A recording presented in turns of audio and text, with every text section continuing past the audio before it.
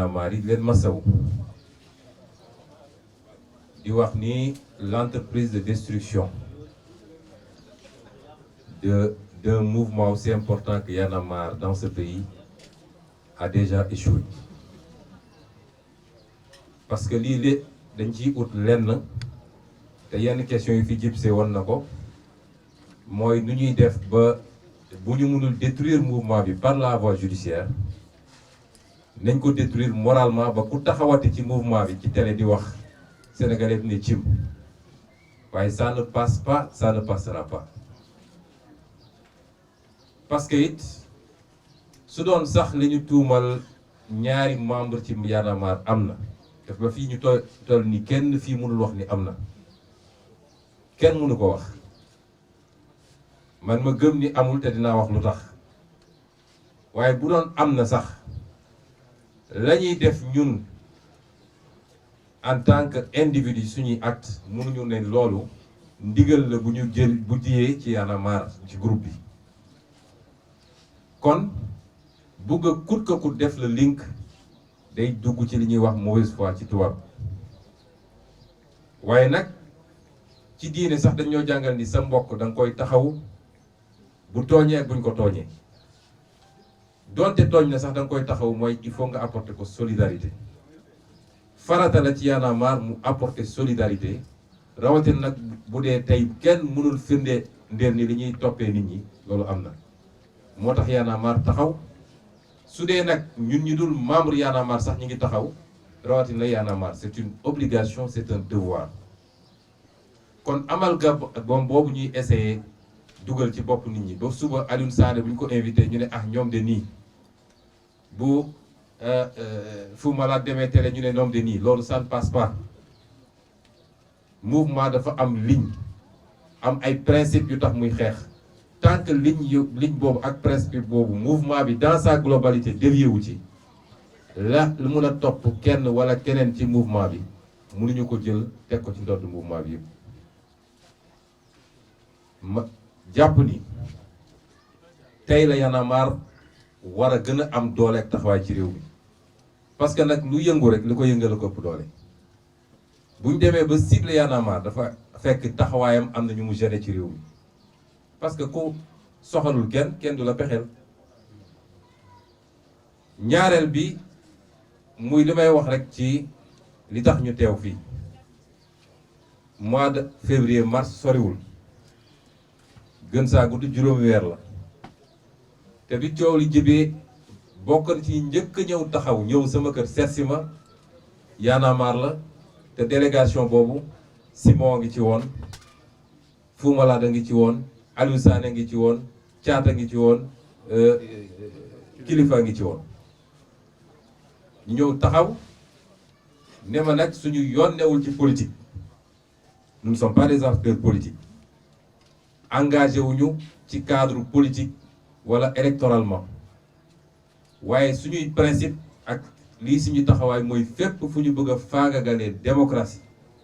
fépp fu ñu bëgg a jaayee nit doole Y'en a marre dina fa taxaw ñu ñëw taxawaay bu rafet lu jiitu loolu yàgg naa am ay contact ak Y'en a marre waaye du contact bu poussé parce que fii Sénégal it dafa am loo xam ne lu xew rek ñu ne non c'est des politiciens déguisés diw moo nekk seen gannaaw gis nga ñun ku bëgg a def politique dëgg du ci Y'en a marre nga koy yaakaare soo duggul ci àll bii dem def un travail politique sur la base d'un discours politique ba su élection suñ koon jotee bu ñuy wàññi di nga xam ni amoo dara kon la ñu doon dajale ak Y'en a marre c'était des combats de principe ci suñuy ressources naturelles ci prédation foncière bi ak yeneen yoo xam ne sénégalais bu ne mun na ko bokk ak beneen sénégalais indépendamment de votre forme d'organisation waaye damay jël exemple ci kenn def seede fii muy Thiat wala muy Kilifa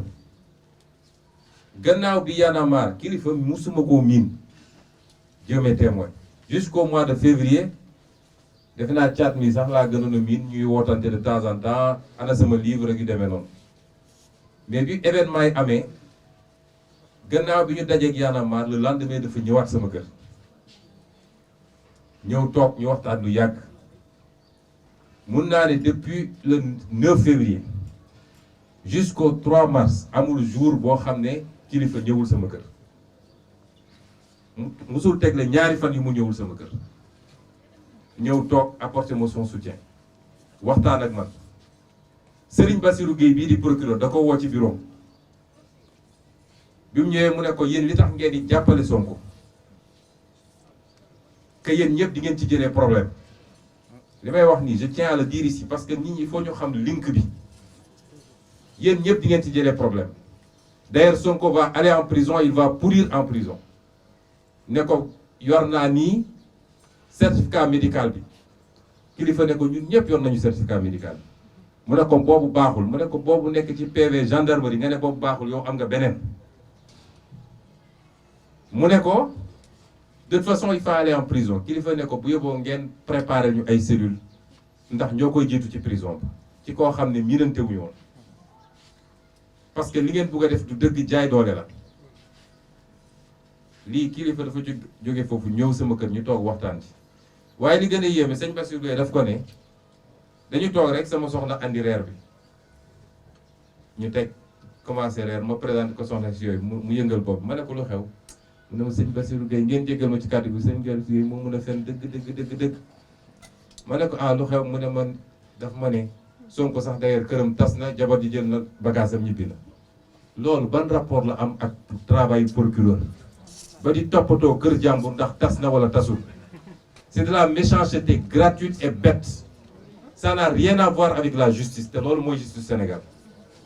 yàgg naa wax ni problème mu Sénégal la koy tas dina jóge ci justice te ñeent ci biir justice bi ab procureur la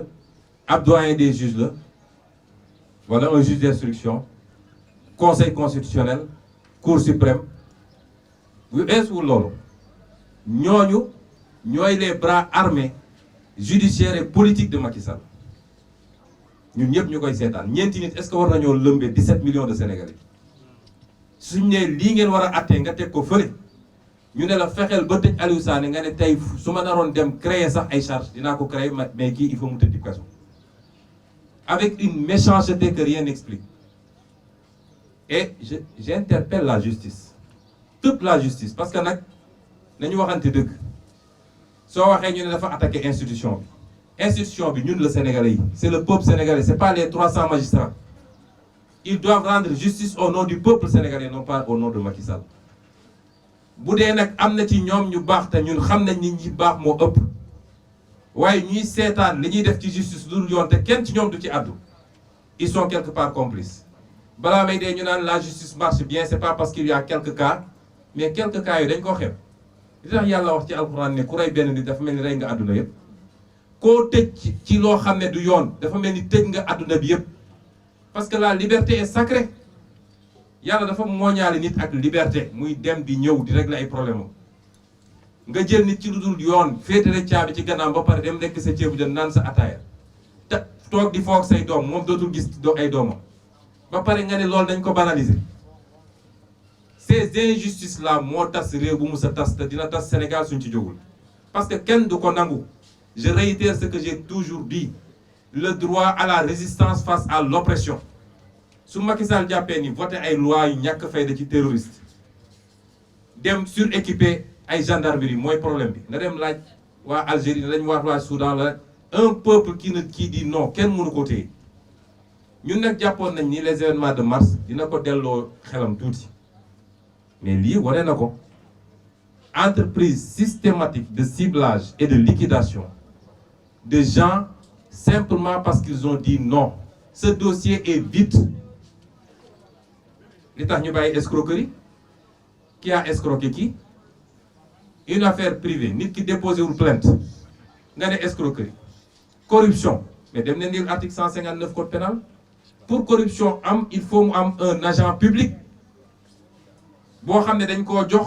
pour que en échange mu def wala mu bañ a def ana agent public bi après ils mettent leur connerie de X excuse-moi du terme comme dit Barthélémy Dias c'est du foutage de gueule tu prends tu mets X mais kan lañu corrompre dans cette affaire là parce que il faut coûte que coûte fabriquer des preuves pour que ñiy dem tëddi kaso mais ñooñu ay borom kër lañu dañoo yor doom yor jabar yoon ay activité yow mi leen tëj gënoo leen Macky Sall mi leen tëj gënu leen te tey su jugee palais dina dem toog ak njabootam et on nous dit laissez passer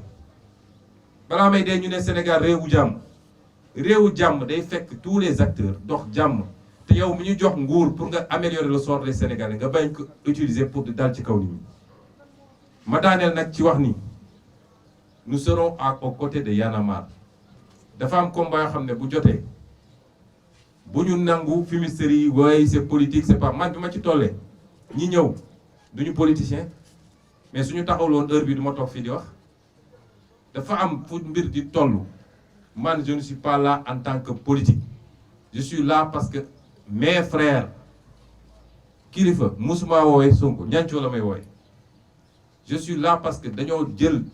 justice instrumentaliser ko une fois de plus pour liquider des gens yoo xam ne su ma leen xamuloon sax war naa taxa waxuma laa nag bu dee ñu ma xam la et vous aurez tout notre soutien nous mènerons ce combat ensemble su laajee la rue dinañ dem dans la rue judiciairement ñu ngi ciy xeex boobu ba léegi loolu laa bëggoon daanelee di masawu Y'en a marre di masawu famille kilifa ay waajuram ay mbokkam soxnaam ay doomam ñëpp ñu ngi leen di masawu ne leen nag ils nous auront tous à côté de nous di masawu kilifa Simon ak waa mbokkam yëpp barki dem rek jokkoon ak soxnaam ñoom ñëpp ñu ngi leen di masawu di leen ne ce combat on le portera ensemble inchallah parce que ce que Macky Sall veut faire de ce pays ça ne passera pas et je termine par lancer encore un appel à la jeunesse de ce pays c'est votre avenir qu'on veut compromettre parce que lii lépp ça participe à un plan politique de confiscation du pouvoir par des gens incompétents qui n'ont réussi à rien faire de bon pendant 10 ans et qui vont rester encore 10 ans. Je vous remercie.